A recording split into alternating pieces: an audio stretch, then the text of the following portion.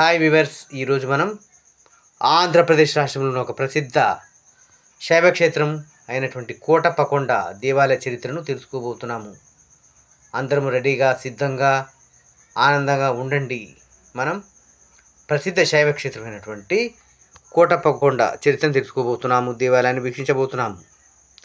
కోటప్పకొండ ఇది పల్నాడు జిల్లా నరసరావుపేట మండలంలో ఉన్నది. ఇక్కడ స్వర్గలోక అధినేత ఇంద్రదేవుడు, వైకుంఠ అధినేత విష్ణుమూర్తి, కైలాసాధినేత అయినటువంటి మహాశివుడు త్రికోటేశ్వరుని రూపంలో కొలువై ఉన్నారు కనుక దీనికి కోటప్పకొండగా పేరుగాంచింది. చూడండి, ప్రధాన రాజమార్గం చూడండి. ప్రతి ఏటా కార్తీక మాసంలో కోటప్పకొండ తిరునాళ్ళు, కార్తీక వన సమరాధాలు కూడా ఇక్కడ జరగడం విశేషం. సుమారు 1000 మెట్ల దానికి ఉన్నటువంటి దేవాలయ చరిత్రని ఇప్పుడు చూద్దాం. గర్భగుడిలోకి మనం ఇప్పుడే ప్రవేశించాం.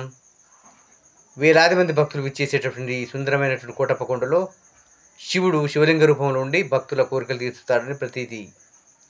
అలాగే ఉపాలయాలుగా నందీశ్వరుడు, దక్షిణామూర్తి, పార్వతీ దేవత విగ్రహాలు కూడా ఉండడం విశేషం. భక్తులు వర్షాలకు, చలికి, మంచుకు సైతం భయపడకుండా ప్రతిరోజు వేలాదిగా తరలి రావడం ఇక్కడ విశేషం. అదిగో చూడండి, రాత్రిపూట ఇక్కడ కొండపై నుంచి చూస్తే త్రికోటేశ్వర ఆలయం చాలా అందంగా ఆహ్లాదభరితంగా కనిపిస్తుంటుంది. ముఖ్యంగా చలికాలంలో వర్షాలు పడే సీజన్లో మనం జాగ్రత్తగా నడవాల్సి ఉంటుంది. సుమారు 1000 మెట్ల దానికి ఉన్నటువంటి ఈ మెట్టలో వృద్ధులు, రోగులు జాగ్రత్తగా ఉంటూ నడవాలి. ఎందుకంటే ఏమాత్రం అజాగ్రత్త వహించినా ప్రాణాపాయం జరిగే అవకాశం ఉంటుంది. చూడండి, ఆ పరమేశ్వరుడు గంగాదేవిని కొలువు తీసుకుని ఎంత అందంగా ఉంటున్నాడు. అదేవిధంగా ఆ రాజగోపురంపై శిల్పులు ఎంత అందంగా చెక్కారో చూస్తుంటే మనకు 2 కన్నులు చాలవు. 2 వైపులా రాజనర్తకిల విగ్రహాలతో అందంగా, అద్భుతంగా, నిజంగా అందమైన ఇంతిలు, స్త్రీలు అక్కడ నిల్చున్నారన్నంత అందంగా శిల్పులు తీర్చిదిద్దడం విశేషం. మెట్లు కూడా చాలా ఎక్కువగా ఉండడం వల్ల భక్తులు కొంచెం జాగ్రత్త చూసిన వాళ్ళు మరీ చెప్తున్నాను. అదేవిధంగా ప్రతి ఏటా కార్తీక మాసంలో ఇక్కడ కోటప్పకొండ పైన తిరునాళ్ళు, కార్తీక వన సమరాధాలు కూడా జరుగుతాయి.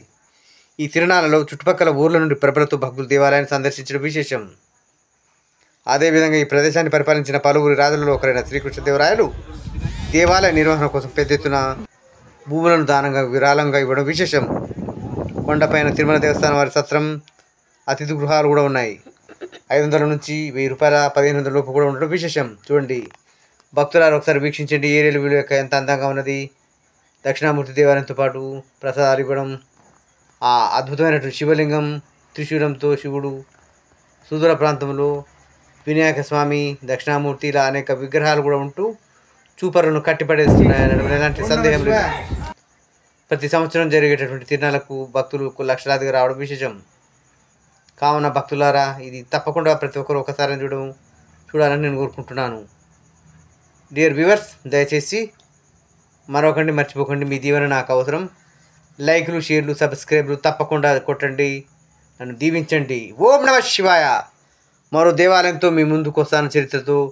మీ అనుమల రవీందర్, పార్కిన్సన్ డిసీజర్, తెలంగాణ రాష్ట్రం. ఓం నమ శివాయ. కోటప్పకొండకు వస్తానని మొక్కుకున్నా. ఓం నమ శివాయ, ఓం నమ శివాయ, హర హర భోలే